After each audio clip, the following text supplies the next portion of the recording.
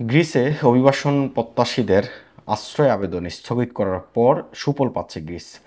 বিশেষ করে এই গ্রীষ্মে তীব্রভাবে লিবিয়া উপকূল হয়ে গ্রিসের দুটি দ্বীপ ক্রিট এবং গাবদোসে যেভাবে অভিবাসী আসা শুরু করেছে, সেখানকার স্থানীয় বাসিন্দারা সেটার প্রতিবাদ করছে।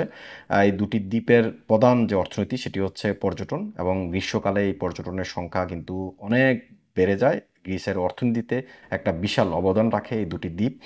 এই দ্বীপের বাসিন্দারা যখন আন্দোলন করছিল যেন কোনোভাবেই এখানে অভিবাসন প্রত্যাশীরা না আসে, তখন গ্রিসের সরকার একটি উদ্যোগ নেয় এবং অভিবাসন প্রত্যাশীদের আবেদন নাকচ করা এবং স্থগিত করে রাখা এবং তাদেরকে তাদের নিজ দেশে ফেরত পাঠানোর ঘোষণা দেওয়ার পরপরই কিন্তু এখন সেই সুফল পাচ্ছে গ্রিস। সেখানে আর অভিবাসন প্রত্যাশীদের ভিড় হচ্ছে না, এমন একটি সংবাদ প্রকাশ করা হয়েছে। সাধারণত তুরস্কের উপকূল থেকে এজিয়ান সাগর পেরিয়ে আসা অভিবাসন প্রত্যাশীদের লক্ষ্য থাকে গ্রিক দ্বীপ ক্রিট বা গাবদোসে পৌঁছানো, কিন্তু চলতি গ্রীষ্মে লিবিয়ার উপকূল থেকে ভূমধ্যসাগর পেরিয়ে ক্রিট দ্বীপে আসা অভিবাসন প্রত্যাশীর সংখ্যা তীব্রভাবে বেড়ে গিয়েছিল। এই দ্বীপগুলোর প্রধান অর্থনীতি হচ্ছে পর্যটন। গ্রীষ্মকালে সেখানে পর্যটকদের আনাগোনা বাড়তে থাকে, কিন্তু হঠাৎ করে অভিবাসন প্রত্যাশীদের আগমন বেড়ে যাওয়ায় ক্ষুব্ধ হয়ে ওঠেন স্থানীয়রা। তারা মনে করছেন অভিবাসন প্রত্যাশীদের সেখানে আসতে থাকলে পর্যটকেরা আগ্রহ হারাবেন, তাতে ক্ষতির মুখে পড়বে তাদের অর্থনীতি। এমন প্রেক্ষাপটে রক্ষণশীল প্রধানমন্ত্রী 3 মাসের জন্য আশ্রয় অধিকার স্থগিত করেছে। এই বছরের শুরু থেকে জুলাই পর্যন্ত 7,000-এর বেশি অভিবাসন প্রত্যাশী ক্রিট এর ক্ষুদ্র প্রতিবেশী গাবদোসে পৌঁছেছে। 2024 সালে পুরো বছর মিলিয়ে সংখ্যাটি ছিল 4,000।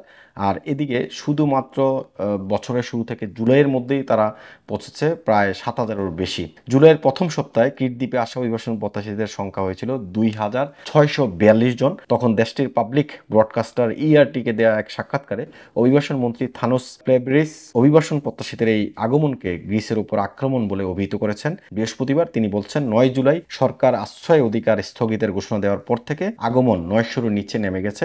প্লেব্রিস বলেন, পরবর্তী 3 মাসের জন্য দেশটি আর আশ্রয় দেবে না এবং অভিবাসন প্রত্যাশীদের আটক করা হবে।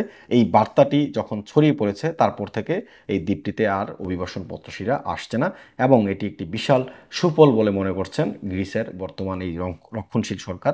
আন্তর্জাতিক আইন অমান্য করে আশ্রয় স্থগিতের ঘোষণায় গ্রিসের নিন্দাও জানিয়েছে অভিবাসী ও মানবাধিকার বিষয়ক বিভিন্ন সংস্থা, জাতিসংঘের শরণার্থী সংস্থা, এবং গভীর উদ্বেগও প্রকাশ করেছে তারা। গ্রিক প্রধানমন্ত্রী পূর্বপুরুষদের ভিটা ছিল এই ক্রিট দ্বীপই। 2019 সাল থেকে গ্রিসের প্রধানমন্ত্রী হিসেবে দায়িত্ব পালন করছেন তিনি। এরপর থেকেই গ্রিসের অভিবাসন নীতিকে দিন দিন কঠোর করছে তার সরকার। সরকারের নেওয়া নতুন পদক্ষেপ অনুসারে সমুদ্রপথে আসা অভিবাসন প্রত্যাশীদের আটক করা হবে এবং তাদের লিবিয়া বা টিউনিসিয়া ফেরত পাঠানো হবে। এছাড়া সমুদ্রপথে আসা একজন অভিবাসন প্রত্যাশীকে সর্বোচ্চ 2 বছরের জন্য আটক রাখা হতে পারে। এরপরে যদি কোনো অভিবাসন প্রত্যাশী গ্রিসে থাকার চেষ্টা করেন তাহলে তাকে 5 বছর পর্যন্ত আটকাদেশ দেয়া হতে পারে।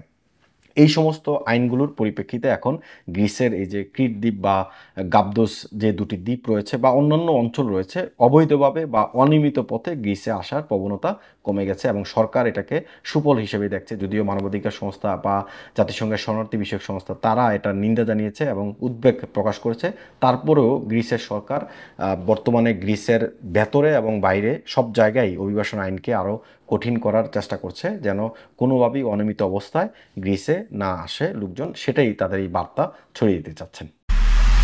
এমআইবি সংবাদ ও সংবাদ সংশ্লিষ্ট অনুষ্ঠান দেখতে ভিজিট করুন www.mibtelevision.tv ও facebook.com/mibtelevision.tv এবং সাবস্ক্রাইব করুন youtube.com/mibtelevision এ। এমআইবি টেলিভিশন, সত্য খবর, সঠিক খবর।